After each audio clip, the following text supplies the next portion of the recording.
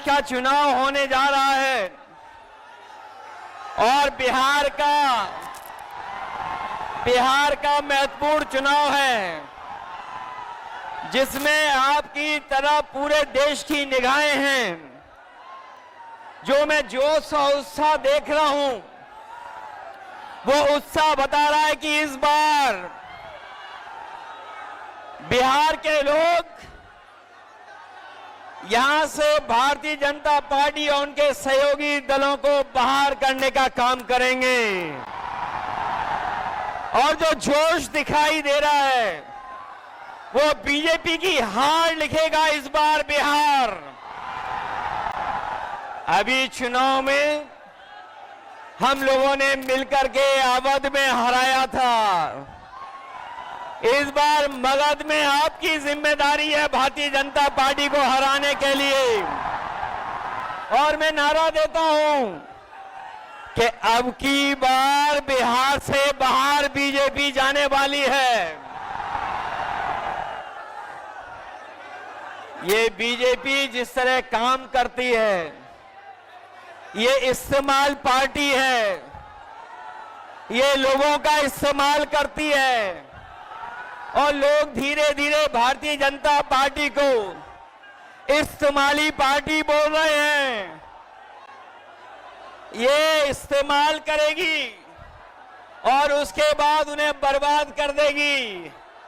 यह केवल इस्तेमाल करती है पार्टी, बल्कि उन्हें बर्बाद भी करने का काम कर रही है, जिससे हमें आपको सबको उम्मीद थी कि चुनाव आयोग निष्पक्ष काम करेगा, हमारे आपके अधिकार के वोट के उसकी संरक्षण करेगा, संविधान को बचाएगा।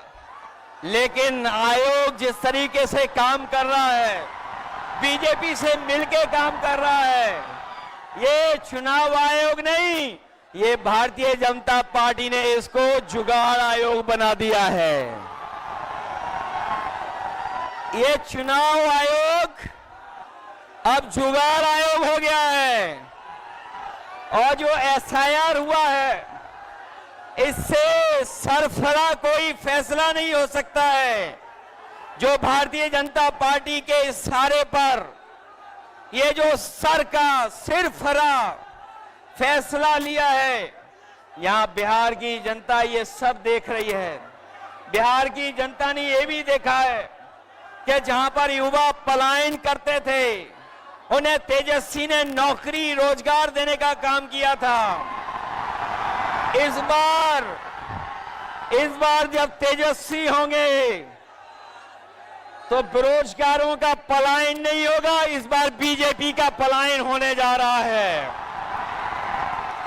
ये जो चुनावी तीन तिगाड़ा बना हुआ है बीजेपी का, सरकार का, अधिकारियों का, अगर इस किसी को कोई तोड़ने का काम करेगा इस तिगाड़ा को, तो यही इंडिया गठबंधन इनका तीन तिगाड़ा जो बना हुआ उसको रोकने का काम करेगा। ये बिहार के लोग जानते होंगे कि कभी एक बार पहले भी रथ रोका था। बिहार के लोग जानते होंगे कि इसी बिहार ने बीजेपी का रथ रोका था। इस बार भी बिहार की जनता उनका रथ रोकने का काम करेगा। मैं बिहार के लोगों से मैं विशेष अपील करना चाहता हूं, ये जहां वोट बचाने का अपना अधिकार का चुनाव है, ये वोट का अधिकार जो छीनना चाहते हैं, ये पहले वोट का अधिकार छीनेंगे, फिर राशन का अधिकार छीनेंगे, फिर नौकरी का अधिकार छीनेंगे।